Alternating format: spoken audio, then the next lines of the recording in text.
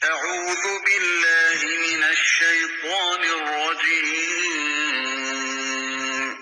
پناہ مانگتا ہوں اللہ کی شیطان مردود سے۔ بسم اللہ الرحمن الرحیم، اللہ کے نام سے جو رحمان اور رحیم ہے۔ اس کا نام الفاتحہ اس کے مضمون کی مناسبت سے ہے۔ فاتحہ اس چیز کو کہتے ہیں جس سے کسی مضمون یا کتاب یا کسی شے کا افتتاح ہو۔ دوسرے الفاظ میں یوں سمجھیے کہ یہ نام دیباچہ اور آغاز کلام کا ہم معنی ہے۔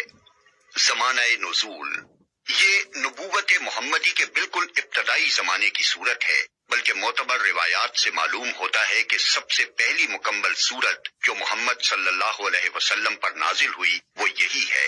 اس سے پہلے صرف متفرق آیات نازل ہوئی تھیں جو سورہ علق، سورہ مزمل اور سورہ مدثر وغیرہ میں شامل ہیں۔ مضمون، دراصل یہ سورہ ایک دعا ہے جو خدا نے ہر اس انسان کو سکھائی ہے جو اس کی کتاب کا مطالعہ شروع کر رہا ہو۔ کتاب کی ابتدا میں اس کو رکھنے کا مطلب یہ ہے کہ اگر تم واقعی اس کتاب سے فائدہ اٹھانا چاہتے ہو تو پہلے خداوند عالم سے یہ دعا کرو۔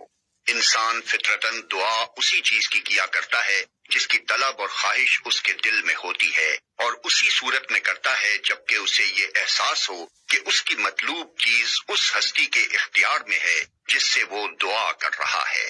پس قرآن کی ابتدا میں اس دعا کی تعلیم دے کر گویا انسان کو یہ تلقین کی گئی ہے کہ وہ اس کتاب کو راہ راست کی جستجو کے لیے پڑھے، طالب حق کسی ذہنیت لے کر پڑھے اور یہ جان لے کہ علم کا سرچشمہ خداوند عالم ہے، اس لیے اسی سے رہنمائی کی درخواست کر کے پڑھنے کا آغاز کرے۔ اس مضمون کو سمجھ لینے کے بعد یہ بات خود واضح ہو جاتی ہے کہ قرآن اور سورہ فاتحہ کے درمیان حقیقی تعلق کتاب اور اس کے مقدمے کا سا نہیں بلکہ دعا اور جواب دعا کا سا ہے۔ سورہ فاتحہ ایک دعا ہے بندے کی جانب سے اور قرآن اس کا جواب ہے خدا کی جانب سے۔ بندہ دعا کرتا ہے کہ اے پروردگار میری رہنمائی کر، جواب میں پروردگار پورا قرآن اس کے سامنے رکھ دیتا ہے کہ یہ ہے وہ ہدایت اور رہنمائی جس کی درخواست تو نے مجھ سے کی ہے۔